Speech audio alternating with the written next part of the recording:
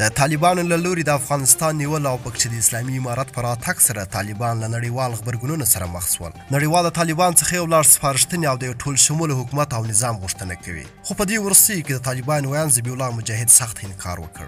بشپړ جزئیات را سره په ویډیو کې بدرګه کې. السلام علیکم قدرمنو لیدونکو، ستړي مشئ، وخت مو په خیر. د اریانا پلس چینل ته ښه راغلاست. د هر څه نه مخکې چینل سبسکرایب کړئ او ویډیو شیر کړئ. مجاهد د رسمیت پیژندلو لپاره د نړیوالو شرطونه نه منو. د طالبان د اسلامي امارت ویاند ذبیح الله مجاهد د دوی حکومت په رسمیت پیژندلو لپاره د نړیوالې ټولنې شرطونه رد کړي. نوموړي ویلي دا شرطونه د نړیوالو قوانینو خلاف دي او دوی یې نه مني. نړیوال د طالبان د اعلان کړي اسلامي امارت په رسمیت پیژندلو لپاره بېلابېل شرطونه ایښي دي. د ټول ګډون حکومت جوړول، د ښځو او مذهبي اقلیتونو په ګډون، بشري حقونو او د تامین تضمین، له افغانستان څخه د نورو هیوادونو پر ضد د ترهګرۍ ډلو نه فعالیت، او ورسره له افغانستان څخه د بهرنیو اتباعو د دوی همکارانو او د خطر سره مخامخ کسانو خوندي وتل له اعلان شویو شرطونو څخه تر ټولو مهم دي. طالبان دا هم ویلي چې د نړیوالو اندېښنې د حلېدو وړ دي او په دې اړه دوی ډاډ ورکولو ته چمتو دي. شنونکي باور لري چې طالبان به په دا ډول سخت دریځۍ سره خپل واکمنۍ ته دوام ورنه کړی شي او هم به د افغانستان خلک لا نور بشري ناورین، شدید فقر او بدو ورځو سره مخ کړي.